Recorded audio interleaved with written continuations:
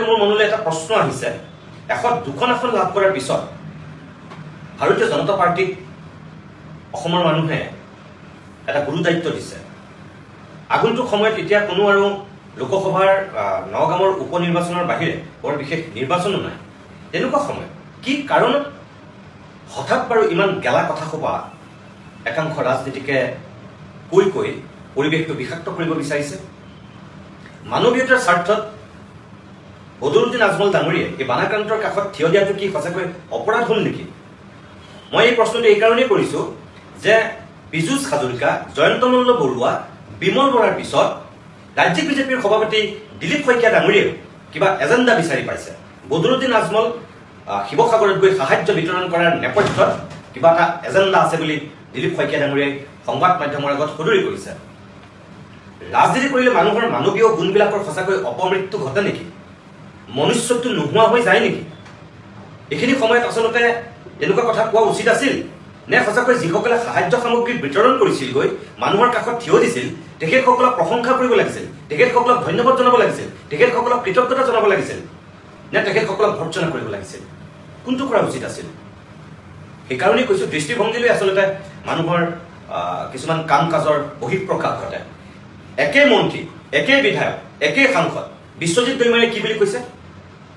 বিশ্বজিৎ দৈমাৰীয়েতো কৈছে যে এইখিনি সময়ত তেনেকুৱা কথা কোৱাটো উচিত নহয় বা তেনেকৈ ভবাটো ভাল কথা নহয়। তেখেতে সামগ্ৰী বিতৰণ কৰিছে, সাহায্য দিছে, ভাল কথা, ভৰি চুব পাৰে। আজি পবিত্ৰ মাৰ্ঘেৰিটাই কি বুলি কৈছে? এইখিনি সময়ত কোনো তেনেকুৱা ৰাজনৈতিক কথা বতৰা কোৱাও উচিত নহয় বুলি কৈছে। অৰ্থাৎ তেনেকুৱা ধৰণৰ বিতৰ্কিত মন্তব্য কৰাৰ পৰা পবিত্ৰ মাৰ্ঘেৰিটা দূৰত আছে। যিজন মুখ্যমন্ত্ৰী হিমন্ত বিশ্ব শৰ্মাই তেনেকুৱা সদায় সুযোগ লৈ পেলাই তেনেধৰণৰ কথা বতৰা পূৰ্বতে কৈ আহিছিল, সেই হিমন্ত বিশ্ব শৰ্মাইও আনকি এই সময়ত তেনেধৰণৰ কথা বতৰা কোৱাৰ পৰা বিৰত আছে। কিন্তু তেওঁৰ লগত থকা একাংশ মন্ত্ৰীৰ কথা বতৰা কোন পৰ্যায়ত আপুনি চাওকচোন। এটা কথা মনত ৰাখিব, বদৰুদ্দিন আজমলে কেতিয়াও উজনি অসমত ৰাজনীতি কৰিবলৈ নাযায়। দিলীপ শইকীয়াহঁতে যেনেকৈ ভাবিছে, মই এইটো গেৰাণ্টি দি ক'ব পাৰোঁ যে কি যুক্তিত বদৰুদ্দিন আজমলে শিৱসাগৰত গৈ নিৰ্বাচন খেলিব? কওক, কোনে ভোট দিব বদৰুদ্দিন আজমলহঁতক উজনি অসমত? কেতিয়াও নাযায়। ২ নম্বৰ কথা, বদৰুদ্দিন আজমলে সম্পত্তিৰ পাহাৰ বহিবৰ কাৰণে ৰাজনীতিলৈ অহা নাছিল। ৰাজনীতিলৈ অহাৰ পূৰ্বেই তেওঁ ব্যৱসায়িক সাম্ৰাজ্য গঢ়ি লৈছিল, তাৰপিছত তেওঁ ৰাজনীতিলৈ আহিছে। কিন্তু এতিয়া একাংশ মন্ত্ৰী বিধায়ক খুব কম সময়ৰ ভিতৰতে কেনেকৈ ব্যৱসায়িক সাম্ৰাজ্য গঢ়ি নতুন সম্ৰাট হোৱাৰ চেষ্টা কৰিছে সেয়াতো আমি দেখিছোঁ। পুত্ৰ, কন্যা, পত্নীৰ নামত ইমান কম সময়ত ৰাজনীতিলৈ আহি কেনেকৈ ব্যৱসায়িক সাম্ৰাজ্য গঢ়িছে আমিতো দেখিছোঁ। আজমলেতো সেয়া কৰা নাই।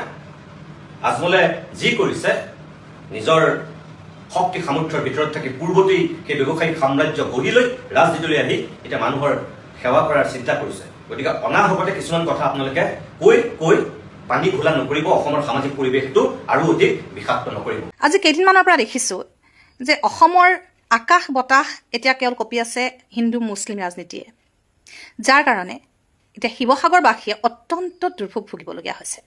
অত্যন্ত লাজৰ কথা নহয়নে? কিন্তু আমি সাধাৰণ মানুহবিলাকে আচলতে বুজিয়ে আমি পোৱা নাই যে এই যে ৰাজনীতিটো খেলি দিয়া হৈছে হিন্দু মুছলিম, ইয়াৰ অন্তৰালত কি কথা নিহিত হৈ আছে। ইয়াৰ অন্তৰালত হয়তো এটা কথাই নিহিত হৈ আছে যে বানপানী কিয় হৈছিল, পাহাৰ খনন কোনে কৰিছিল, কয়লাৰ খনিৰ তাত চিণ্ডিকেট কোনে কৰি আছে। এইবিলাক কথা আচলতে তল পেলাবলৈকে, ইছ্যু ডাইভাৰ্ট হ'বলৈকে এই কামখিনি কৰি থকা যেন লগা নাইনে? কৰক, বহুত সময় আছে। কিন্তু তাৰ ফলত কি হ'ল, এতিয়া অসমৰ ইমূৰৰ পৰা সিমূৰলৈ যিখিনি মানুহে আহি শিৱসাগৰবাসীৰ ওচৰত থিয় দিছিল, সেই মানুহখিনি এতিয়া নহা হ'ল। তেওঁলোকে কি বুলি আহিব? এনেকুৱাকৈ বেয়া, কোনোবাই যদি সহায় কৰিবলৈ আহে তাতোতো বহুত বেয়াকৈ এটা ৰাজনীতি চলি গুচি গৈছে। এতিয়া সেই মানুহখিনি এতিয়াও এনেকুৱা কিছুমান গাঁও বোলে তাত আছে, দেখিছোঁ বিভিন্নজনে ফেচবুক লাইভ যোগেও আহি কৈ আছে তাৰ বাসিন্দাই যে এতিয়াও বহুত গাঁও আছে পানী গাঁৱৰ পৰা ওলাই যোৱা নাই, ঘৰৰ ভিতৰত পলস পৰি পোত খাই আছে, বস্তু উলিয়াবই পৰা নাই। তেওঁলোকৰ এসাঁজ ভাত, এসাঁজ কাপোৰৰ কাৰণে তেওঁলোকৰ এতিয়া হাহাকাৰ হৈ আছে। তেওঁলোকৰ কোনো সংস্থাপন এতিয়ালৈকে হোৱা নাই। কিন্তু এই কথাবিলাকৰ কাৰণে সেই মানুহখিনি জীয়াতো ভুগি আছে। চৰকাৰে দিলে, মাজতে আহি দিলে কিবা 8 কেজি চাউল, দালি, তেল, সেইখিনি জানো এতিয়ালৈকে চলি আছে? 8 কেজি চাউল কেইদিন যায়? এই কথাবিলাক কিন্তু তল পৰি গুচি গ'ল। এতিয়া একদম আকাশ বতাহ মুখৰিত হৈ আছে। কোনে কাৰ ভৰিত ধৰিলে, কোনে 500 টকা এটা দি সেৱা এটা ল'লে, সেই কথাবিলাক ইমান দৃষ্টিগত হৈছে কথাবোৰ। আচলতে প্ৰতিটো কথা জানো ইছ্যু ডাইভাৰ্ট যেন লগা নাইনে বাৰু? কিছুমান কথা নকওঁ বুলি ভাবোঁ, কিন্তু আমাৰ সাধাৰণ মানুহ যেতিয়া জীয়াটো ভুগি থাকে এই কথাবিলাকে আচলতে নোকোৱাকৈ নোৱাৰোঁ। দ্বিতীয় কথাটো হ'ল এতিয়া আমি দেখিছোঁ, আমি শিৱসাগৰবাসীয়ে দেখিছোঁ বিভিন্ন ধৰণৰ ভিডিঅ' দেখিছোঁ, কিবা দেখিছোঁ, সময় গগৈ, বিটু আৰু কেইবাজনো ইউটিউবাৰে কি কৰিছে, দিনে ৰাতে তাত লাগি আছে, বিভিন্ন ধৰণৰ মানুহবিলাকৰ কেঁচা ঘৰ ভাঙি উৱলি গৈছে, পানীত উটি গুচি গৈছে, সেইবিলাক সাজি দিছে, যেনেকৈ পাৰে তেনেকৈয়ে সাজি দিছে। কিন্তু সেইবিলাক সেই মানুহখিনিৰ কথা আমি যদি এবাৰ ভাবোঁ, তেওঁলোকে চৰকাৰে একো সা সুবিধা পোৱা নাছিল নেকি? কিন্তু চৰকাৰেতো একেবাৰে নথকা মানুহবিলাকক ঘৰ এটা দিয়ে নহয়। আজিকালি কেঁচা ঘৰ এখন প্ৰায় নোহোৱাই হৈ গৈছে, কিন্তু সেই গাঁও হিচাপত কিয় আমি দেখা পাইছোঁ? কালি নেপালী খুঁটিৰ পৰা এজনে মোৰ কমেণ্টত লিখিছে যে আমাৰ কেইজন মানে পাইছিলে ঘৰবিলাক এনেকৈ খুটা পুতি থোৱা অৱস্থাতে নাইকিয়া হৈ গ'ল। তেওঁ কিমান হয়তো সঁচা কথাই কৈছে, মই মিছা কথা কৈছে বুলি কোৱা নাই, কিন্তু আমিতো তেনেকুৱা একো দেখাই নাপালোঁ। খুটাবিলাক পুতাৰ পিছত খুটাটো অন্ততঃ ওলাই হ'লেওতো থাকিব লাগিছিল। হয়তো তেওঁ পাইছে চাগে, মই নাজানো, কি নেপালী খুঁটিত হয়তো পাবও পাৰে, কিন্তু বাকীবিলাক গাঁৱত কিয় কোনেও স্পষ্টীকৰণ দিয়া নাই যে আমাৰ পাইছিলোঁ, আমি এনেকুৱা পানীয়ে আমাক উটুৱাই লৈ গুচি গ'ল। সেই কথাবিলাক কিয় তাৰমানে আজি সময় গগৈ আৰু বিটু গগৈ সেই ঘৰ সাজি দিবলগীয়া হৈছে? চৰকাৰতো বিভিন্ন ধৰণৰ আঁচনি আছে, এই আঁচনিবিলাকৰ পৰা তেওঁলোকে বঞ্চিত নেকি? যদিহে ওপৰৰ পৰা ঠিকেই আহিছে, ক'ত হৰলুকি হৈছে কথাবিলাক? কোনে পাইছে ঘৰবিলাক? কথাবোৰ ভাবিবলগীয়া নহয়নে? এইবিলাক আচলতে প্ৰতিটো কথা ইছ্যু ডাইভাৰ্ট হৈ গুচি গৈছে। অসমৰ ইমূৰৰ পৰা সিমূৰলৈ যিখিনি মানুহে আহি তেওঁলোকৰ লগত লাগি আছিল, এতিয়া দেখিছোঁ বহুত মানে বিভিন্ন ধৰণৰ তেওঁলোকক মানসিক নিৰ্যাতন কৰা হৈছে, যিখিনি মানুহে কৰি আছিল। এই কথাবিলাক আচলতে কেনেকুৱা কথা? এতিয়া আকৌ সেইদিনা দেখিলোঁ আমাৰ কি কয় টহলদাৰী এজন পুলিচ অফিচাৰক গাড়ীয়ে মহতিয়াই লৈ গুচি গ'ল, নহয়নে? গাড়ীৰে যেতিয়া মহতিয়াই লৈ গুচি গ'ল, সকলোৱে সাধাৰণ মৃত্যু বুলিয়ে ভাবিলে যে গাড়ীয়ে মহতিয়াই লৈ গুচি গ'ল। কিন্তু আকৌ আমি নতুনকৈ নিউজ পালোঁ যে তেওঁক ড্ৰাগছ মাফিয়াহে উৰুৱাই দিলে। কিমান ভয়ংকৰ কথা চাওকচোন এইবিলাক। সেইদিনা আমি জোনমণি ৰাভাক হেৰুৱাইছোঁ তেনেকৈ, পাছত এটা সাধাৰণ মৃত্যুলৈ পৰিগণিত হ'ল। হ'বও পাৰে, নাজানো, কেনেকুৱা, আমিতো নাছিলোঁ স্পটত, যেনেকৈ ক'লে আমি তেনেকৈ মানি ল'লোঁ। কিন্তু এতিয়া যিটো ঘটনা ঘটিছে, তাৰমানে কি, বেয়াবিলাক চকুমুঠি চাই থাকিব লাগিব, একো ক'ব নালাগিব, একো একশ্যন ল'ব নালাগিব। একশ্যন ল'লে সেইজনৰ মৃত্যু হ'ব বহুত ভয়ংকৰভাৱে, আৰু আমি সকলো নীৰৱ হৈ থাকিম, তাত কোনো মুখে আমি মাতিব নালাগিব। ক'লৈ গুচি গৈছে বাৰু অসমখন চাওকচোন। আমি প্ৰতিটো কথাতে কিয় ৰাজনীতি কৰোঁ? ৰাজনীতি কৰাৰ কাৰণে কি হৈছে? এই মানুহখিনি এতিয়া দুৰ্ভোগ ভুগিছে নে শিৱসাগৰবাসীবিলাক? কওকচোন, কিমান দুৰ্ভোগ ভুগি আছে। প্ৰথম কথা হৈছিল তেওঁলোকক উদ্ধাৰ কৰিব লাগে, তেওঁলোকৰ এটা সংস্থাপন কৰিব লাগে, তেওঁলোকে কেনেকৈ ভাতমুঠি নিজে উলিয়াই খাব পাৰে। এতিয়া সেই মানুহসকল তেনেকুৱা এটা অৱস্থাত নাই যে তেওঁলোকে নিজে ভাতমুঠি উলিয়াই খাব পৰা এটা অৱস্থাত, কাৰণ তেওঁলোকে হাজিৰা কৰিবলৈ যাবলৈও উপায় নাই, থাকিবলৈ তেওঁলোকৰ ঘৰখনেই নাই, গাঁও হিচাপত ঘৰ শেষ হৈ গৈছে। সেই মানুহখিনিক উদ্ধাৰ কৰাৰ সলনি এতিয়া একদম তোলপাৰ লাগি আছে যে কেনেকৈ মানুহখিনি ভাগ কৰি দিব লাগে। প্ৰকৃতিয়ে বাৰে বাৰে শিকাই আছে যে মানুহখিনি কেনেকৈ থাকিব লাগে, এক হৈ থাকিব লাগে। প্ৰকৃতিয়ে বাৰে বাৰে কিন্তু শিকাই গৈ আছে কথাবিলাক, আৰু আমি কি কৰিছোঁ, ভাগ কৰি পেলাইছোঁ সমাজখন, ভাগ কৰি পেলাইছোঁ। আমি ইমানেই নিকৃষ্ট কিছুমান কাম কৰি আছোঁ, এতিয়া আমাৰ সকলোৰে আচলতে মুখবিলাক বন্ধ হৈ যাবলৈ এতিয়া বাধ্য হৈছে। যেতিয়া মই কথাখিনি কৈছোঁ, মোৰ এটা মনত মোৰো শংকা এটা আহিছে, কোনোদিনাখন চাগে ডাম্পাৰৰ খুন্দাত পিছ খাই গুচি যাম, কোনো ঠিকনাই নাই, কোনে মাত মাতিব? কোনোবা দুজন মানে হয়তো ক'ব পাৰে ৰিপ যি হ'ল বেয়া হ'ল, অন্যায় হৈছে, বা জাষ্টিচ বিচাৰি কোনোবাই এটা পোষ্ট দিব পাৰে, তাতকৈতো বেছি একো নহয়। কাৰণ সিদিনা হাইলাকান্দিৰ যিজন ছোৱালীজনীৰ লগত যিটো ঘটনা হ'ল, পাছত কোনোবাই ক'লে যে ছোৱালীজনে বয়ফ্ৰেণ্ডক মাতি আনিলে যেনিবা বয়ফ্ৰেণ্ডক মাতি, তাই ভাল পাই ল'ৰাটোক মাতি আনিলে, আকৌ তাই গাত ভুল আছে, মই তাইক ছাপোৰ্ট কৰা নাই, কিন্তু সি কি কৰিলে, লগত আৰু কেইবাটাও লগত লৈ আহি তাইক বলাৎকাৰ কৰিলে, কৰি আকৌ তাইক মাৰি থৈ গুচি গ'ল। যিখিনি মানুহে পাছত কৈ আছে, তাই ভিতৰৰ কথাটো কিমান নাজানো, কিন্তু একেবাৰে সঁচা কথাটো হ'ল তাইক মাৰি পেলালে, ইমান ভয়ংকৰকৈ মাৰি পেলালে। সেইবিলাক কাৰো মাত নাই, আলোচনা হ'ব লাগিছিল কি আৰু হৈ আছে কি, কেনেকুৱা কথাবিলাক আচলতে আমি তোলপাৰ লগাই আছোঁ। প্ৰতিটো বস্তু আচলতে এনেকুৱা সুন্দৰকৈ ডাইভাৰ্ট কৰি দিয়া হয়, মানুহৰ মাজৰ পৰা উলিয়াই দিয়া হয়, প্ৰকৃত যিবিলাক ভুক্তভোগী, সেই ভুক্তভোগীবিলাকৰ অৱস্থাটো আৰু বহুত বেছি বেয়া হৈ গুচি যায়। আজি এই কথাখিনিৰ পৰা বেলেগ কাৰো লোকচান হোৱা নাই, ৰাজনীতি মহল একদম উত্তপ্ত হৈ আছে, গৰম হৈ আছে তেওঁলোকৰ মাজত, কিন্তু ভুগি আছে কোনে? ভুগি আছে সেই বানপীড়িত মানুহখিনিয়ে। তেওঁলোকৰ কষ্ট হৈছে কাৰ? সেই মানুহখিনিৰ। সেই কথাখিনি বাৰু কোনোবাই অলপ হ'লেও উপলব্ধি কৰিছেনে? নকৰে, কাৰো প্ৰয়োজন নাই, কাৰণ নিজৰ লগত যে হোৱা নাই, তেওঁলোকৰ নিজৰ লগত হোৱা হ'লে অনুভৱ কৰিলেহেঁতেন। এই কথাবিলাক নকওঁ বুলি ভাবোঁ, চকুমুঠি থাকোঁ, এইকেইদিন মাত মতা নাই, কি হিন্দু মুছলিম ৰাজনীতি হৈছে হৈ থাকক, এবাৰ ৰাজনীতি এইবিলাক এটা বিষয়, এইবিলাকতো মাত মাতি লাভ নাই, কাৰণ মই যদি হিন্দুৰ বিষয়ে কওঁ, মুছলিম সম্প্ৰদায়ৰ মানুহখিনিয়ে মোক থকা সৰকা কৰিব, মুছলিমৰ সপক্ষে যদি কিবা এটা ক'বলৈ যাওঁ, হিন্দু মানুহে মোক গৰকি পেলাব কথাৰে, মইতো একো মুখে মাত মাতিব নোৱাৰিম, ইমান বেয়া শব্দ প্ৰয়োগ কৰি দিব, তাত ক'বলগীয়া একো নাথাকে। কিন্তু আচলতে এইবিলাক হ'ব নালাগিছিল। শিৱসাগৰবাসীৰ লগত শিৱসাগৰৰ যিটো মহাপ্ৰলয় হ'ল, এই মহাপ্ৰলয়ক লৈ অন্ততঃ ৰাজনীতি হ'ব নালাগিছিল। ৰাজনীতি হ'বলৈ বহুত সময় আছে, বহুত সময় পালেহেঁতেন, কিন্তু এইখিনি হ'ব আচলতে নালাগিছিল। এই কৰ্পৰেট বিলাকৰ স্বাৰ্থত আজি মুখ্যমন্ত্ৰী হিমন্ত বিশ্ব শৰ্মাই যি মন যায় তাকে কৰিলে আমি সমৰ্থন কৰি থাকিব নোৱাৰো, সেই কথা আমি স্পষ্ট কৰি দিছো। কোনো কাৰণতে এনেকৈ নহয়। বাৰম্বাৰ আমি দেখিছো, যোৱাবাৰ আপোনাৰ অনন্ত আম্বানী বান্তাৰা চিৰিয়াখানালৈ কেনেকে জীৱ জন্তু লৈ গৈছে আপোনালোকে দেখিছে, হাতী কেনেকে লৈ যোৱা হৈছে আপোনালোকে দেখিছে, হাতীৰ যাব মন নাই, চকু পানী ওলাই গৈছে হাতী। যে অসমৰ ৰাইজে বানাক্ৰান্ত ৰাইজৰ লগত থকা সময়ছোৱাত মুখ্যমন্ত্ৰী হিমন্ত বিশ্ব শৰ্মাই কাজিৰঙা ৰাষ্ট্ৰীয় উদ্যানৰ ইক' চেঞ্চিটিভ জোন ইতিমধ্যে 10 কিলোমিটাৰ ৰেডিয়াছৰ পৰা এতিয়া 1 কিলোমিটাৰলৈ তেওঁ কমাই আনিছে। কাৰ স্বাৰ্থত আচলতে? কাৰ স্বাৰ্থত? কাজিৰঙা ৰাষ্ট্ৰীয় উদ্যানক ধ্বংসৰ গৰাহলৈ ঠেলি দিবৰ কাৰণে তেওঁ সিদ্ধান্ত গ্ৰহণ কৰা নাই জানো?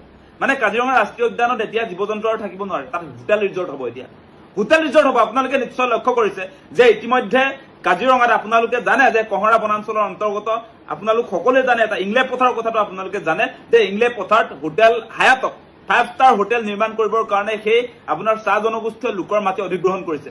আৰু তাৰ প্ৰতিবাদ কৰাৰ কাৰণে আজি প্ৰণৱ দলে, আমাৰ সতীৰ্থ প্ৰণৱ দলে জেলত ভৰাই থৈছে, এনেকে লগাই দিছে। গতিকে এই সময়ছোৱাত আপোনালোকে চাওক যে আমি অসমৰ ৰাইজে বানাক্ৰান্ত ৰাইজক আচলতে অলপ সহায় কৰিবৰ কাৰণে উজনি অসমত ব্যস্ত আছো। সমগ্ৰ ভাৰতৰ ৰাইজে এই বানাক্ৰান্ত ৰাইজৰ এই বিপদৰ সময়ত থিয় দিছে। এই সময়ছোৱাত মুখ্যমন্ত্ৰী হিমন্ত বিশ্ব শৰ্মাই আজি কাজিৰঙা ৰাষ্ট্ৰীয় উদ্যানত আপোনালোকে লক্ষ্য কৰিছে যে 10 কিলোমিটাৰ ৰেডিয়াছৰ যিটো ইক' চেঞ্চিটিভ আচলতে জোন, সেই ইক' চেঞ্চিটিভ জোন আজি 1 কিলোমিটাৰলৈ আচলতে হ্ৰাস কৰিছে। মানে কি 1 কিলোমিটাৰলৈ হ্ৰাস কৰা মানে হৈছে তাত তেওঁলোকে এতিয়া হোটেল ৰিজৰ্ট কৰ্পৰেটৰ স্বাৰ্থত প্ৰতিষ্ঠা কৰিব। আমি দেখিছো তেওঁ নিজেও আচলতে মুখ্যমন্ত্ৰী গৰাকীয়ে নিজেও তেওঁ ঘৈণীয়েকক সেই বাণী গ্ৰীণ ৰিজৰ্ট খুলিবলৈ দিছে। আপোনালোকে দেখিছে তাকো আপোনাৰ এনিমেল কৰিডৰৰ মাজত, এনিমেল কৰিডৰ যিফালেদি সেই জীৱ জন্তু আচলতে অহা যোৱা কৰা ৰাস্তা সেইফালেদি বাণী গ্ৰীণ ৰিজৰ্টলৈ যায়। আপোনালোকে দেখিছে আজি বৰগছ হোটেলখন আছে, তাত আপোনালোকে দেখিব সাংঘাতিক ধৰণে লাহে লাহে কাজিৰঙা ৰাষ্ট্ৰীয় উদ্যানৰ মানে আশে পাশে সাংঘাতিক ধৰণে হোটেল ৰিজৰ্ট প্ৰতিটো মুহূৰ্তত আমি লক্ষ্য কৰিছো সাংঘাতিক ধৰণে তাত এতিয়া হোটেল ৰিজৰ্ট খুলিবলৈ আৰম্ভ কৰিছে। এতিয়া কাজিৰঙা ৰাষ্ট্ৰীয় উদ্যানৰ জীৱ জন্তুৰ কাৰণে নহয় আৰু এতিয়া কাজিৰঙা ৰাষ্ট্ৰীয় উদ্যান হোটেল ৰিজৰ্ট হ'ব মানে আমি দেখিছো। আৰু সেই কথাটো যেতিয়া আমি কম যে সেই কাজিৰঙা ৰাষ্ট্ৰীয় উদ্যান হোটেল ৰিজৰ্টৰ কাৰণে নে আচলতে আমাৰ যিবিলাক জৈৱ বৈচিত্ৰ্য, আমাৰ যিবিলাক জীৱ জন্তু আপুৰুগীয়া, যিবিলাক কাজিৰঙাত আপোনাৰ সৌন্দৰ্য বৰ্ধন কৰি আছে। কাজিৰঙা বুলি ক'লে আপোনালোকে জানে যে এশিঙীয়া গড়ৰ পৰা আৰম্ভ কৰি বাঘ আছে, হাতী আছে, হৰিণ আছে, সকলো আছে। সেইবিলাক যিবিলাক আচলতে আমাৰ আপুৰুগীয়া সম্পদ জীৱ জন্তু, সেইবিলাকৰ ঠাইত এতিয়া হোটেল ৰিজৰ্ট তেওঁ প্ৰতিষ্ঠা কৰিব খুজিছে। তেওঁলোক আচলতে এই জীৱ জন্তুৰ প্ৰতি তেওঁলোকৰ মৰম চেনেহ বা শ্ৰদ্ধা আছেনে নাই? আম্বানীৰ পুতেকৰ যি বান্তাৰা চিৰিয়াখানা আছে, বান্তাৰা চিৰিয়াখানাৰ তাৰ কৰ্তৃপক্ষকো বোলে ইয়াত এই অনন্ত আম্বানীক কাজিৰঙা ৰাষ্ট্ৰীয় উদ্যানৰ যিবিলাক জীৱ জন্তু তাৰ চিকিৎসাৰ কাৰণে কিবা পৰিকল্পনা কৰি সেই কাজিৰঙাৰ সেইখিনিতে তেওঁলোকো মাতি দিবলৈ ওলাইছে বুলি আমি খবৰ পাইছো। সেই কথা বতৰা আমি শুনি আছো। আৰু সমান্তৰালভাৱে আপোনালোকক কৈছো যে তাত ইতিমধ্যে আছে বহুত হোটেল ৰিজৰ্ট আছে। তাৰ পাছতো আপোনাৰ হায়াত গ্ৰুপ অফ হোটেলক তাত আপোনাৰ প্ৰায় 60 বিঘা মাটিত হোটেল খুলিবৰ কাৰণে অনুমতি দিয়া হৈছে। আৰু যেতিয়া তাৰ প্ৰতিবাদ কৰিম তেতিয়া তেওঁ কি কয়, মুখ্যমন্ত্ৰীয়ে কি কয়, মুখ্যমন্ত্ৰীয়ে তেতিয়া কয় যে জিম কৰ্বেটত বোলে 5 ষ্টাৰ হোটেল বহুত আছে। জিম কৰ্বেটৰ তুলনা কৰি আজি কাজিৰঙাক ধ্বংস কৰিবলৈ আহে। হোটেল ৰিজৰ্ট লাগে, হোটেল ৰিজৰ্ট লাগিলেও আপুনি এনিমেল কৰিডৰ আপোনাৰ য'ত জীৱ জন্তুৰ অহা যোৱাৰ ৰাস্তা, তাত আপোনাৰ সেই জীৱ জন্তুবিলাক অহা যোৱাৰ বাটত আপুনি হোটেল ৰিজৰ্ট খুলিব নোৱাৰে। আজি তাৰ ইক' চেঞ্চিটিভ জোন যিটো 10 কিলোমিটাৰ আছিলে, 10 কিলোমিটাৰ ঘপককে আপোনাৰ 1 কিলোমিটাৰলৈ যিটো কমাই অনাৰ যিটো ব্যৱস্থা, সেইটো কোনে মানি ল'ব? আচলতে কাজিৰঙাটো এনেই ধ্বংস কৰি পেলাইছে মুখ্যমন্ত্ৰী হিমন্ত বিশ্ব শৰ্মাৰ দিনত। আমি দেখিছো এইবিলাক। নিজে আপোনাৰ হোটেল ব্যৱসায়টো লাগি গ'ল নহয়, নিজৰ পৰিয়ালৰ মানুহ, নিজৰ ঘৈণীয়েকে আজি হোটেল ৰিজৰ্টৰ ব্যৱসায় কৰে। ইক' চেঞ্চিটিভ এৰিয়া যিবিলাক আমাৰ জীৱ জন্তুবিলাকৰ কাৰণে আচলতে সেই সংৰক্ষণৰ যিটো ব্যৱস্থা, সংবেদনশীল এৰিয়া হিচাপে যিবিলাক আমি আচলতে 10 কিলোমিটাৰ যিটো ৰেডিয়াছৰ কথা আছিলে সেইটো 1 কিলোমিটাৰলৈ হ্ৰাস কৰি আচলতে কাজিৰঙা ৰাষ্ট্ৰীয় উদ্যানক ধ্বংসৰ গৰাহলৈ ঠেলি দিব খুজিছে। সেইটো কোনো কাৰণতে আমি সমৰ্থন কৰিব নোৱাৰো। আমি দেখিছো যে কাজিৰঙা ৰাষ্ট্ৰীয় উদ্যানৰ মানে দাঁতি কাষত আপোনালোকে যদি চাই তেতিয়া দেখিব অসংখ্য, মই ইতিমধ্যে কৈছো অসংখ্য হোটেল ৰিজৰ্ট গঢ়ি উঠিছে। Kaziranga golf resort, the rolling hills of Kaziranga, বহুত মাণ্ডো, the escape of resort Kaziranga, habitats rhino by nature hunt Kaziranga, Bani green resort মই ইতিমধ্যে কৈছো, ৰয়েল ডি কাছা, বহুত দামী দামী হোটেল গঢ়ি তুলিছে। আজি 5 ষ্টাৰ হোটেল, আজি আপোনাৰ 4 ষ্টাৰ 3 ষ্টাৰ হোটেল তাত আছে। 5 ষ্টাৰ হোটেলৰ কাৰণে সেই কহৰা বনাঞ্চলৰ অন্তৰ্গত সেই যে আপোনালোকে জানে ইংলেণ্ড পথাৰৰ 60 বিঘা মাটিত 5 ষ্টাৰ হোটেল খুলিবৰ কাৰণে কেনেকে আচলতে সেই খেতি পথাৰ আদিবাসী জনগোষ্ঠীয় ৰাইজৰ পৰা কাঢ়ি লৈছে সেই কথা আপোনালোকে দেখিছে। এতিয়া আপোনাৰ সেই ইক' চেঞ্চিটিভ এৰিয়া 10 কিলোমিটাৰ যদি আপোনাৰ 1 কিলোমিটাৰলৈ হ্ৰাস কৰা হয় তেতিয়াহ'লে দেখিব যে কাজিৰঙাত আৰু জীৱ জন্তুৰ কাৰণে সেই জেগা নহয় আৰু সেই জেগা আপোনাৰ সেই পুঁজিপতি টকা পইচা থকা মানুহবিলাকে বেপাৰ বাণিজ্য কৰাৰ এটা কেন্দ্ৰবিন্দুহে হ'বগে এতিয়া। মানে তাত জীৱ জন্তুৱে শান্তিত থাকিব নোৱাৰিব এতিয়া।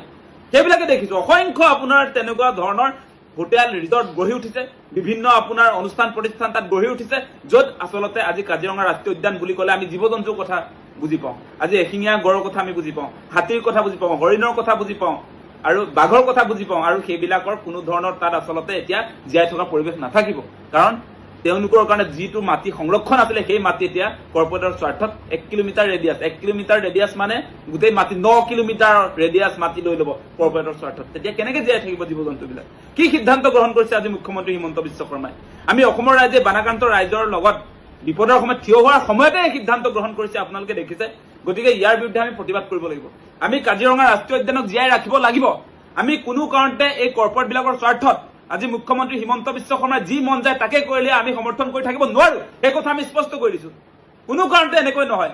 বাৰম্বাৰ আমি দেখিছো, যোৱাবাৰ আপোনাৰ অনন্ত আম্বানী বান্তাৰা চিৰিয়াখানালৈ কেনেকে জীৱ জন্তু লৈ গৈছে আপোনালোকে দেখিছে। হাতী কেনেকে লৈ যোৱা হৈছে আপোনালোকে দেখিছে। হাতীৰ যাব মন নাই, চকু পানী ওলাই গৈছে হাতী। তেনেকে আপোনাৰ ইয়াৰ পৰা কেনেকে ইমান দূৰলৈ গুজৰাটলৈকে বান্তাৰা চিৰিয়াখানা লৈ গৈছে। এনেকৈ মানে এফালৰ পৰা আমাৰ যি সম্পদ আছে, আমাৰ যি আচলতে গৌৰৱ অসমৰ, সেইবিলাক তেওঁলোকে এতিয়া চিফ্ট কৰিছে। মানে আমাৰ অসমৰ কাজিৰঙাৰ যিবিলাক আপুৰুগীয়া আমাৰ আচলতে আপোনাৰ জীৱ জন্তু আছে, আমাৰ অসম ৰাজ্যিক চিৰিয়াখানাত যিবিলাক আপুৰুগীয়া জীৱ জন্তু আছে, যিবিলাক অসমৰ পৰিচয় বহন কৰে, আমাৰ জীৱ জন্তু এতিয়া অনন্ত আম্বানীৰ বান্তাৰা চিৰিয়াখানা শুৱনি কৰিব আৰু আমি অসমীয়া ৰাইজে এতিয়া সেইবিলাক সমৰ্থন কৰি বহি থাকিম নেকি? কোনো কাৰণতে এইবিলাক সিদ্ধান্ত নহব। আমি স্পষ্ট কৰি দিছো। মুখ্যমন্ত্ৰী হিমন্ত বিশ্ব শৰ্মা, আপুনি মানে গোটেই অসমৰ মালিক বুলি, এতিয়া মুখ্যমন্ত্ৰী হল বুলি নিজকে মালিক বুলি ভাবি অসমৰ ৰাইজৰ কোনো ধৰণৰ মতামত নোলোৱাকে এফালৰ পৰা যি ইচ্ছা তাকে কৰি গৈ থাকিব আৰু আমি মনে মনে হৈ থাকিম, সেইটো কেতিয়াও নহব। সেই কথা আমি স্পষ্ট কৰি দিছো। কাজিৰঙাক লৈ কেতিয়াও কম্প্ৰমাইজ কৰা নহ'ব। কাজিৰঙাৰ ইক' চেঞ্চিটিভ জোন উচ্চতম ন্যায়ালয়ে এই বুলি কোৱা নাই যে আপোনালোকে 10 কিলোমিটাৰ নকৰিব। উচ্চতম ন্যায়ালয়ে কৈছে চেঞ্চিটিভ জোন 1 কিলোমিটাৰৰ পৰা 10 কিলোমিটাৰৰ ভিতৰত। আৰু আটাইতকৈ দুখ লগা কথা যে এই নটিফিকেশ্যনখন চৰকাৰে এতিয়ালৈকে নুলিয়ালে। উচ্চতম ন্যায়ালয়ে বাৰে বাৰে কৰাৰ পিছত এই যিখন নটিফিকেশ্যন উলিয়াব লগা আছিল, নটিফিকেশ্যনখন তেওঁলোকে নুলিয়ালে। তাৰ কাৰণটোৱে হ'ল যে এওঁলোকেও কাজিৰঙাক লৈ অত্যন্ত ছিৰিয়াছ নহয়। কাজিৰঙাক যে সুৰক্ষিত কৰি ৰাখিব লাগে, এইটো এটা ৰাষ্ট্ৰীয় আন্তঃৰাষ্ট্ৰীয় সম্পদ আৰু বিশ্ব ঐতিহ্য ক্ষেত্ৰ কাজিৰঙাত ৰাষ্ট্ৰীয় ব্যাঘ্ৰ প্ৰকল্পও আছে। আপুনি অকল যে তাত এশিঙীয়া গড়ৰ কাৰণে বিখ্যাত সেইটো নহয়, বহু দুষ্প্ৰাপ্য তাতে জীৱ জন্তু আছে। এই জীৱ জন্তুসকলক সুৰক্ষিত কৰাৰ দায়িত্ব আমাৰ। আৰু মানুহৰ থাকিবৰ কাৰণে বহুত অঞ্চল আছে, কিন্তু জীৱ জন্তুসকলৰতো ঠাই লাহে লাহে নোহোৱা হৈ গৈছে। আৰু এনেকুৱা ধৰণৰ এটা প্ৰস্তাৱ আহিছিলে, যিসমূহ জনাঞ্চল মানুহ দীৰ্ঘদিন ধৰি আছে, যেনে ধৰক কাজিৰঙাৰ দগাঁও বা কিছু অঞ্চল আছে য'ত জনগোষ্ঠীয় লোক, মিচিং সম্প্ৰদায়ৰ লোকসকল আছে কাজিৰঙাৰ এই অঞ্চলৰ ভিতৰত, সেই এলেকাসমূহ ইক' চেঞ্চিটিভ জোনৰ পৰা বাদ দি পেলাই ইফালে 10 কিলোমিটাৰ কাৰ্বি পাহাৰলৈকে কৰাৰ এটা প্ৰস্তাৱ এটা আছিলে। এইটো MK যাদৱ যেতিয়া তাতে দায়িত্বত আছিলে, তেখেত এতিয়াও দায়িত্বত আছে, অৱসৰ লোৱাৰ পিছতো তেখেত বিশেষ দক্ষ কাৰণে তেখেতক ৰাখি থোৱা হৈছে বাৰু। কিন্তু তেখেত ইমান দক্ষ বিষয়া হৈ কিয় বিষয়টো গুৰুত্ব প্ৰদান কৰা নাই, সেইটোৱে গুৰুত্ব মানে আটাইতকৈ জানি আচৰিত দিছোঁ আমি, যে যিবিলাক এলেকাত হাতীয়ে নিজৰ পোৱালি জগায় কাৰ্বি পাহাৰলৈকে, সেই এলেকাবিলাক 10 কিলোমিটাৰ নহ'লে নহয়। আৰু যেতিয়া বানপানীৰ সময় হয় তেতিয়া কাজিৰঙাৰ ওখ ঠাই নথকাৰ বাবে জীৱ জন্তুবিলাক কাৰ্বি আংলঙৰ ফালে বা 10 কিলোমিটাৰ দূৰৰ ফালে গুচি যায়। আৰু সেইকাৰণে ইক' চেঞ্চিটিভ জোনটো লাগে। মুখ্যমন্ত্ৰী মহোদয়ে আজি সংবাদমেলত যিকেইটা কথা কৈছে সেইকেইটা অৰ্ধসত্য কথা। তেওঁ উচ্চতম ন্যায়ালয় দোহাই দি পেলাই কৈছে যে উচ্চতম ন্যায়ালয়ে এনেকৈ কৈছে, গোচৰ চলি আছে। আচলতে গোটেই বিষয়টো যে কাজিৰঙাৰ সমীপৱৰ্তী লোকসকলো বিচাৰে যে কাজিৰঙাখন 10 কিলোমিটাৰলৈকে ইক' চেঞ্চিটিভ জোন হ'ব লাগে। তাতে নুমলীগড় ৰিফাইনাৰীত কোনো ধৰণৰ প্ৰভাৱ নপৰে। সেই কথা ইতিমধ্যে কেইবাজনো পৰিৱেশ বিজ্ঞানৰ লগত জড়িত বা কাজিৰঙাক ভাল পোৱা, প্ৰকৃতিক ভাল পোৱা অপূৰ্ব বল্লভ গোস্বামীকে ধৰি কেইবাজনো, উত্তম শইকীয়া, বহুত গোচৰ তৰিছে উচ্চতম ন্যায়ালয়ত। নেশ্যনেল গ্ৰীণ ট্ৰিবিউনেলত ইতিমধ্যে গোচৰ ৰুজু হৈ আছে। বিষয়বিলাক অতি গুৰুত্বপূৰ্ণ, কিন্তু মুখ্যমন্ত্ৰী মহোদয়ে ব্যৱসায়িক স্বাৰ্থত কাৰোবাৰ লাভ হ'বৰ বাবে শিলৰ কুঁৱেৰী, দৌলমৰাৰ শিলৰ খনন পুনৰ কৰিবৰ বাবে আচলতে 1 কিলোমিটাৰ পৰিসৰ কৰিব বিচাৰিছে নেকি, সেই কথাবিলাক চৰ্চালৈ আহিছে। বাণী গ্ৰীণ ৰিজৰ্ট সুৰক্ষিত কৰিবৰ কাৰণে, মন্ত্ৰী কেশৱ মহন্তৰ চাহ বাগিচা ৰিজৰ্ট সুৰক্ষিত কৰিবৰ বাবে, বিধায়কসকলৰ ৰিজৰ্ট সুৰক্ষিত কৰিবৰ বাবে আচলতে ইক' চেঞ্চিটিভ জোনটো তেওঁলোকে কমাব বিচাৰিছে নেকি, এই প্ৰশ্নবিলাক আহিব। আমি খুব মনোযোগেৰে এই কথাবিলাক চাই আছোঁ। এনেকুৱা কথা নহয় যে সকলো কথা এজন মানুহেই জানে, মুখ্যমন্ত্ৰীয়ে সকলো কথা জানে, তেনেকুৱা কথা নহয়। আমিও পৰিৱেশ বিজ্ঞানৰ বিষয়ে আমি পঢ়া শুনা কৰোঁ আৰু আমাৰ এটা দায়িত্ব আছে। আমি দীৰ্ঘদিন ধৰি অসমৰ জাতীয় চিন্তা চৰ্চাসমূহৰ লগত মাত মাতি আহিছোঁ, দীৰ্ঘদিন ধৰি সাংবাদিকতা কৰিছোঁ, ছাত্ৰ আন্দোলনৰ লগত জড়িত হৈ আছোঁ আৰু কেতিয়াও ৰাজনীতি কৰিছোঁ বুলি কেতিয়াও কম্প্ৰমাইজ কৰা নাই। কিন্তু প্ৰকৃত কথাবিলাক আমি মাত মাতিমেই।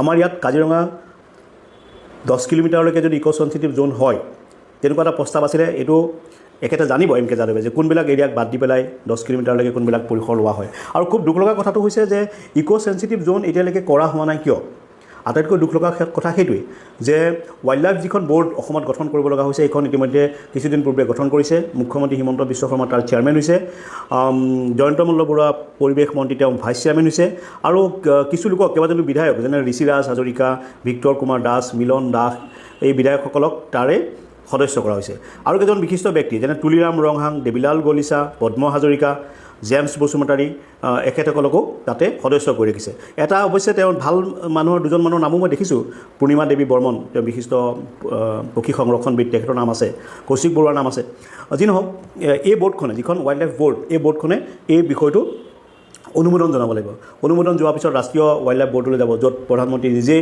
অধ্যক্ষ আৰু তাৰ পিছত 1 কিলোমিটাৰলৈ হ্ৰাস কৰাৰ কথাটো তেওঁলোকে এপ্ৰুভেল দিব কিন্তু আমি ইয়াৰ সম্পূৰ্ণৰূপে বিৰোধিতা কৰিছোঁ 1 কিলোমিটাৰলৈ যদি কাজিৰঙাৰ পৰিসৰ ইক' চেঞ্চিটিভ জ'ন হ্ৰাস কৰা হয় তেতিয়াহ'লে কিছুমান ব্যৱসায়ী লাভ হ'ব কিছুমান ব্যৱসায়ী প্ৰতিষ্ঠানৰ লাভ হ'ব কিন্তু তাতে জীৱকুলৰ অত্যন্ত তেওঁলোকৰ বাবে বেয়া দিন আহিব আৰু মানুহ আৰু জীৱ জন্তুৰ বন্য যি সংঘাত সেই সংঘাত বহু পৰিমাণে বৃদ্ধি পাব আজি একাংশ ব্যৱসায়িক মাফিয়াৰ দ্বাৰা কাজিৰঙাত ধৰ্ণা দিয়া হৈছে কংগ্ৰেছৰ বিৰুদ্ধেও ধৰ্ণা দিছে দেখিছোঁ সেইসকলে কি বুজি পাইছে নাজানো বা কোনে তেওঁলোকক এই কাম কৰোৱাইছে সেই কথাও আমি ভালকৈ গম পোৱা নাই কিন্তু যদি বিষয়টোৰ গভীৰতালৈ চোৱা যায় তেতিয়াহ'লে অধ্যয়ন কৰিব লাগিব নেশ্যনেল ট্ৰিবিউনেলে কি কৈছে সুপ্ৰিম কোৰ্টে কি কৈছে আৰু কাজিৰঙাক চিনি পায় সমগ্ৰ বিশ্বই কাজিৰঙাক চিনি পায় আপুনি গুগল চাৰ্চ কৰিলে কাজিৰঙাক ইমান তৎক্ষণাত পোৱা যায় কাজিৰঙা ডিটেইলছ পোৱা যায় কাৰণ কাজিৰঙা সন্দৰ্ভত আন্তঃৰাষ্ট্ৰীয় পৰ্যায়ত বিশ্বৰ সমগ্ৰ বিশ্বত কাজিৰঙাক মানুহে ভাল পায় আৰু কাজিৰঙা সংৰক্ষিত হৈ থকাটো বিচাৰে আমি সকলোৱে অলপ ছেক্ৰিফাইচ কৰি কাজিৰঙাক 10 কিলোমিটাৰ ইক' চেঞ্চিটিভ জ'ন কিয় কৰি ৰাখিব নোৱাৰোঁ সকলোৱে অলপ ছেক্ৰিফাইচ কৰিব লাগে এনে কোনো মানুহ নাই যে কাজিৰঙাক লৈহে ব্যৱসায় কৰি চলিব পাৰিব আমি সকলো ৱাইল্ড লাইফ লৈ ইমান কনচাৰ্ণ আৰু মানুহৰ হস্তি মানুহৰ সংঘাত নুমলীগড় ৰিফাইনাৰী হোৱা সময়তে সেই সময়ত উচ্চতম ন্যায়ালয়ে বহু পৰিমাণৰ শিথিলতা দিছিলে যাতে নুমলীগড় ৰিফাইনাৰীটো হয় আৰু আজি মুখ্যমন্ত্ৰীয়ে যিটো কথা কৈছে নুমলীগড় ৰিফাইনাৰীলৈ ভাবুকি আহিব তেনেকুৱা কথা নহয় নুমলীগড় ৰিফাইনাৰী পৰিসৰ বৃদ্ধি কৰাৰ বাবে যিবিলাক প্ৰস্তাৱ দিছিলে তাতো কেন্দ্ৰীয় বন আৰু পৰিৱেশ দপ্তৰৰ তৰফৰ পৰা কিছু বাধ্যবাধকতা ৰাখিবলৈ তেওঁলোকক পাৰ্মিশ্যন দিছে কিন্তু কথাটো হ'ল যে উন্নয়নৰ স্বাৰ্থত আমি পৰিৱেশ ধ্বংস কৰিম নেকি এই প্ৰশ্নটো আমি সকলোৱে চাব লাগিব উন্নয়ন কি উন্নয়ন যে ব্যক্তিগত উন্নয়ন হায়াতে এখন হোটেল বনাব বিচাৰিছে হোটেলখনত 5 ষ্টাৰ হোটেল এখনত প্ৰায় পাৰ্মিশ্যন দিয়াৰ ক্ষেত্ৰত বা সাধাৰণ মানুহৰ মাটি তাত দখল কৰা হৈছে সেইলৈ এটা আন্দোলন চলিছে তাতে প্ৰণৱ দলে বুলি এজন তাৰে স্থানীয় সাধাৰণ সংগ্ৰামী যুৱক তেখেতে সাধাৰণ মানুহৰ মাটি পুঁজিপতিক দিয়াটোৰ বিৰোধিতা কৰাৰ কাৰণে তেওঁ ইতিমধ্যে জেলত আছে দীৰ্ঘদিন ধৰি তেওঁ জেলত আছে তেওঁৰ এগেইনষ্টত NSA লগাই দিয়া হৈছে গতিকে আমি মানুহৰ ভূমিৰ অধিকাৰ মানুহক লাগিব কিন্তু আমি লগতে চাব লাগিব যে আমি জীয়াই থকাৰ লগতে বন্যপ্ৰাণীক আমি সুৰক্ষিতভাৱে সংৰক্ষণ কৰিব লাগিব কাৰণ সেয়া আমাৰ দায়িত্ব আৰু কৰ্তব্য এইবিলাক কথা ভাৰতীয় সংবিধানত খুব সুন্দৰভাৱে বিশ্লেষণ কৰা আছে আমি কেৱল নিজৰ স্বাৰ্থ যদি চাওঁ নিজৰ দায়িত্ব আৰু কৰ্তব্য যদি পালন নকৰোঁ তেতিয়াহ'লে পৰিৱেশ যদি সদায় আমি ধ্বংস কৰি ৰাখোঁ আজি উজনি অসমত কি অৱস্থা হৈছে সকলোৱে দেখিছে যে দিখৌ নৈৰ বুকু উদং কৰি দিয়াৰ কাৰণে শিল খনন কৰে আৰু সেইসকল যিসকল মাফিয়াৰ নাম ইতিমধ্যে উচ্চাৰিত হৈছে সেই মাফিয়াসকলৰ বিৰুদ্ধে কোনো ধৰণৰ ব্যৱস্থা এতিয়া মুখ্যমন্ত্ৰীয়ে গ্ৰহণ কৰিব পৰা নাইকিয়া কয়লা মাফিয়া শিল মাফিয়া বালি মাফিয়া ঠিক একেটা ঘটনা কাজিৰঙাত হ'বলৈ গৈ আছে মই এটা নাম ক'লোঁ দলমৰা বুলি অঞ্চলটো তাতে শিল খনন কৰিবৰ কাৰণে ডাঙৰ ডাঙৰ কোটি কোটি টকীয়া কাছাৰ মেচিন আনি পেলাই থৈছিলে উচ্চতম ন্যায়ালয়ে বন্ধ কৰি দিলে আৰু সেইবিলাক পুনৰ চলাবৰ কাৰণে ব্যৱসায়িক গোষ্ঠীয়ে হেঁচা প্ৰয়োগ কৰা আৰম্ভ কৰিছে আৰু সেই ব্যৱসায়িক গোষ্ঠী হেঁচাৰ বাবেই আচলতে এনেধৰণৰে কাজিৰঙাৰ ইক' চেঞ্চিটিভ জ'ন 1 কিলোমিটাৰলৈ হ্ৰাস কৰা হৈছে কথাটো হয়নে নহয় মুখ্যমন্ত্ৰী ডাঙৰীয়া মই যিটো কথা কৈছোঁ দলমৰাৰ শিলৰ যিবিলাক কুঁৱৰী আছিলে সেইবিলাকত পুনৰ খনন কৰিবৰ বাবে ব্যৱসায়িক গোষ্ঠীটোৱে যি কেঁচাৰ মেচিন দি তাত কোটি কোটি টকাৰ কেঁচাৰ মেচিন দি খনন আৰম্ভ কৰিছিলে কেছ আৰম্ভ হ'ল গোচৰ চলিলে উচ্চতম ন্যায়ালয়ে বন্ধ কৰি দিলে ইক' চেঞ্চিটিভ জ'নটো হ্ৰাস কৰাৰ লগে লগে সেইবিলাক এৰিয়া পৰি যাব বাণীগিৰি য'ত মুকলি হৈ যাব কথাটো হয়নে নহয় গতিকে আপোনালোকক বা যিসকল এতিয়া মন্ত্ৰী বিধায়ক ডাঙৰ ডাঙৰ পুঁজিপতিলৈ উন্নীত হৈছে কিমানৰ টকা পইচা লাগে আপোনালোকক কিমানৰ ক্ষমতা লাগে আপোনালোকক বহুত পাইছে আপোনালোকে ধন টকা পইচা সা সম্পত্তি আপোনালোকৰ সুখৰ অভাৱ নাই জীৱ জন্তুক অলপ সুখত থাকিবলৈ দিয়ক সাধাৰণ মানুহক অলপ সুখত থাকিবলৈ দিয়ক ধন সম্পত্তি লগত লৈ নাযায় আপুনি লৈ যাব যশ খ্যাতি আৰু কোন সময়ত আপুনি কি কাম কৰিছিলে বদৰুদ্দিন আজমল যে উজনি অসম গ'ল এই কথাটো কোনো কাৰণত হজম কৰিব পৰা নাই বিজেপিয়ে বেলেগ দলবিলাকৰ ইমান সমস্যা হোৱা নাই বা ভবাও নাই তেওঁলোকে সেই ৰাজনীতিৰ দিশটোৰ কথা। কিন্তু বিজেপি আটাইতকৈ ভয় যে বদৰুদ্দিন আজমল গৈ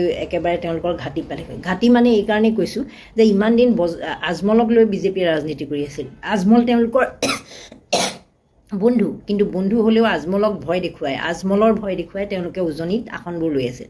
তেওঁলোকে কৈ আছিল যে আজমল যদি মুখ্যমন্ত্ৰী হয় আপোনালোকৰ কি হ'ব ভাবি চাওক, আজমলৰ নিচিনা মানুহক আপোনালোকে মুখ্যমন্ত্ৰী পাতিব নেকি, আজমল মুখ্যমন্ত্ৰী হ'ব। এইখিনি আছিলে তেওঁলোকৰ মূল থিম, নিৰ্বাচনৰ প্ৰচাৰৰ মূল ইছ্যুৱে আছিলে সেইটো। প্ৰতিটো কথাত সেই কথা কয়। আজমলক লৈ তেওঁলোকৰ সমালোচনা আছিল। কিন্তু সেই আজমলে যেতিয়া উজনি অসমৰ বানপানীত গৈ এবাৰ নহয় তেওঁ ৩-৪বাৰ গ'ল, আৰু গৈ যেতিয়া তেওঁ মানুহবিলাকৰ খবৰ খাতি ল'লে, ডনেশ্যন দিলে, বিভিন্ন ধৰণে সা সুবিধা কৰি দিলে, সহায় কৰি দিলে, এইখিনি কথাই বিজেপি পেটলৈ ভাত নোযোৱা অৱস্থা কৰি দিলে। কাৰণ যিটো তেওঁলোকৰ লক্ষ্য যে আজমলক লৈ আগন্তুক দিনবিলাকত সাম্প্ৰদায়িক ৰাজনীতি কৰি যাব, কিন্তু সেই মানুহজনে যদি গৈ মেইন ঘাটিটোত বহি লয় তেতিয়াহ'লে তেওঁলোকৰ ভাষা নোহোৱাটো একেবাৰে স্বাভাৱিক কথা। ইফালে আজমলৰ সেই ধৰণৰ এটা যি গৈ তেওঁ তাত পালেগৈ, আৰু তেওঁলোকৰ যি বিফলতা যে অৰুণোদয় ধন কটা, আপোনালোকে গমেই পায় যে আজি অৰুণোদয় ধন নোসোমোৱাৰ কাৰণে কেনেকুৱা হুলস্থুলীয়া পৰিৱেশৰ সৃষ্টি হৈছে। মহিলাসকল এনেই বানত বিধ্বস্ত, তাতে তেওঁলোকৰ ডাবল কৰি দিম বুলি কোৱাৰ পিছত অৰুণোদয় ধন তেওঁলোকে পোৱা নাই। আপোনালোকে ভাবি চাওক, সেইটো এটা সমস্যা আছে। তাৰোপৰি যিবোৰ ঘৰত একাঠোতকৈ বেছি পলস, সেই ঘৰবিলাকৰ মানুহবিলাকক দিয়া হৈছে মাত্ৰ ১৫,০০০ টকা সাহাৰ্য, তাৰপিছত বোলে 10 দিব, আৰু তাতকৈ আৰু 1.5 লাখৰ ওপৰ নাপায়। গতিকে সেই ধৰণৰ অৱস্থা এটাত তেওঁলোকে কেনেকৈ দিনখন পাৰ কৰিছে আপোনালোকে ভাবি চাওক। কথাটো ভাবিলে এতিয়াও মোৰ মানে অন্তৰে কান্দে, সঁচা কথা ক'বলৈ গ'লে। আৰু এই যে ঘটনাবোৰ, এই যিটো ঘটনা হৈ গ'ল, এই ঘটনাৰ কাৰণে মূল দায়ী কোন তেওঁলোকে সকলোৱে জানে। বিজেপিৰ প্ৰতিগৰাকী বিশেষকৈ উজনি অসমৰ বিধায়কসকলৰ সলসলীয়া মুখস্থ যে তেওঁলোকৰ নিজৰ ভুলৰ কাৰণে এই ঘটনাটো হ'ল। তাত কোন কোন জড়িত, নাজিৰা বিধায়কৰ পৰা আদি কৰি বিভিন্নজনৰ নাম ইতিমধ্যে উচ্চাৰিত হৈছে। আমি তেওঁলোকক দেখাগৈ নাই, কিন্তু ঘপকৈ মানুহ এজনে যেতিয়া অদ্ভুত ধৰণৰ পৰিৱৰ্তন এটা হৈ যায়, তাৰ লগত যে অলপ কিবা ধৰণৰ এটা কেলকুলেশ্যন থাকে, সেই কথাটো সকলোৱে জানে।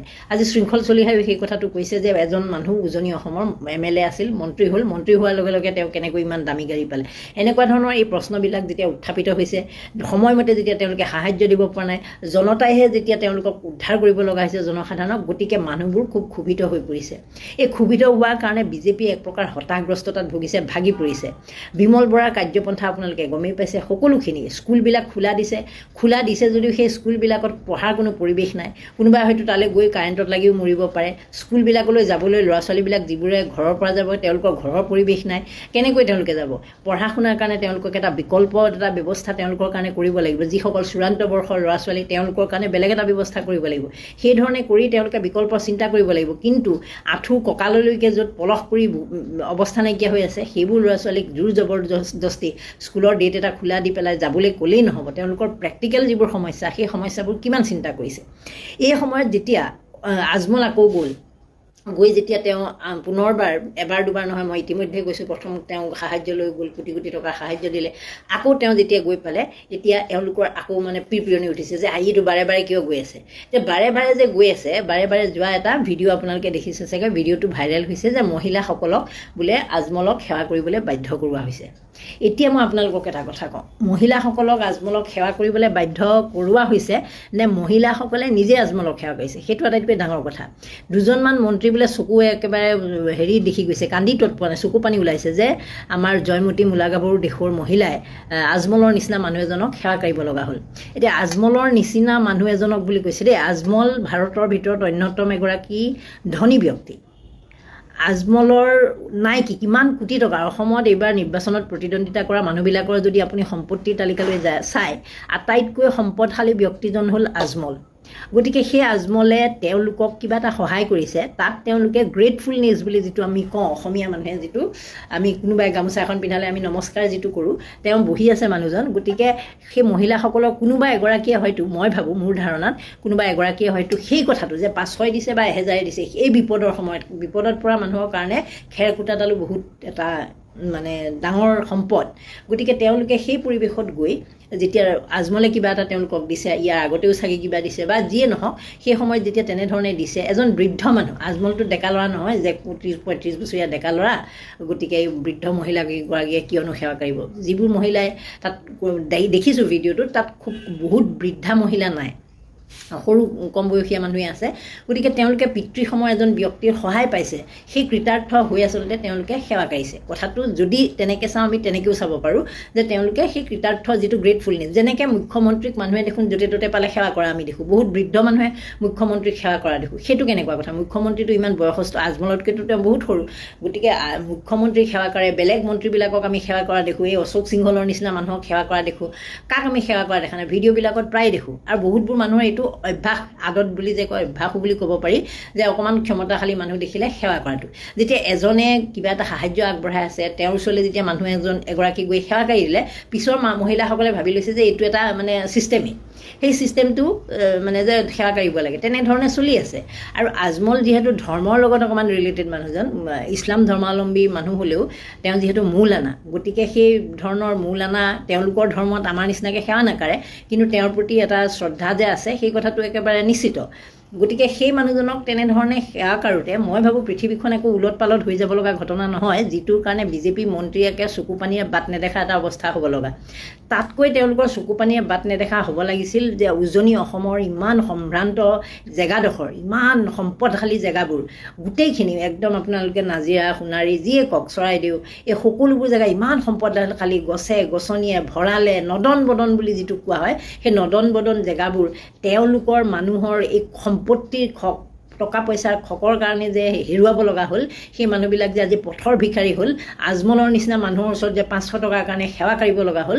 তাৰ কাৰণে তেওঁলোকে কান্দিব লগা আছিল তেওঁলোকৰ ভুলৰ কাৰণে তেওঁলোকৰ এই কয়লা টকা লোভৰ কাৰণে তেওঁলোকৰ শিলবালি চিণ্ডিকেটৰ লোভৰ কাৰণে যে এই ধৰণৰ পৰিস্থিতি হ'ল মহিলাসকলে যে আজমলৰ নিচিনা মানুহ তেওঁলোকৰ দৃষ্টিতে মই শব্দটো কৈছোঁ যে আজমলৰ নিচিনা মানুহৰ ওচৰত গৈ 500 টকাৰ কাৰণে লাইন পাতিব লগা হ'ল সেইকাৰণেহে তেওঁলোকে লাজ পাব লাগে আৰু যদি তেওঁলোকৰ কেপাচিটিৰ ভিতৰত থাকিলেহেঁতেন তেওঁলোকৰ কোন মন্ত্ৰীয়ে গৈ পেলাই ব্যক্তিগতভাৱে ইমান দিছেগৈ আজমলৰ নিচিনাকৈ দিয়া নাই মুখ্যমন্ত্ৰী পৰিয়ালৰ পৰা কিমান দিছে আমি সকলোৱে দেখি আছোঁ গতিকে মুখ্যমন্ত্ৰীয়ে সাহায্য পুঁজিৰ পৰা দিয়া আৰু মুখ্যমন্ত্ৰীয়ে পৰিয়ালৰ পৰা দিয়াৰ মাজত বহুত পাৰ্থক্য আছে গতিকে যিহেতু তেওঁলোকে কোনেও দিয়া নাই গতিকে এজন ব্যক্তিগত মানুহে বিন্নাকান্দি সমষ্টি এই ইয়াৰ নগাঁৱৰ বিন্নাকান্দি সমষ্টিৰ বিধায়কগৰাকীয়ে গৈ যদি তাত দিয়েগৈ আৰু তাত যদি তেওঁলোকে কৃতাৰ্থ হৈ আজমলক যদি সেৱাও কৰে সেইটো পৃথিৱীৰ একো অঘটন ঘটা কথা হোৱা নাই আৰু অসমীয়া মানুহে এনেও ভাৱ ভক্তি বেছিকৈ কৰে আমি মুখ্যমন্ত্ৰীক বহুতক সেৱা কৰা দেখোঁ মুখ্যমন্ত্ৰীক সেৱা কৰা মানুহৰ সংখ্যা প্ৰতিদিনেই কিমান মানুহে কৰে আমিতো কেতিয়াও প্ৰশ্ন কৰা নাই যে মুখ্যমন্ত্ৰীক আপুনি কিয় সেৱা কৰিছে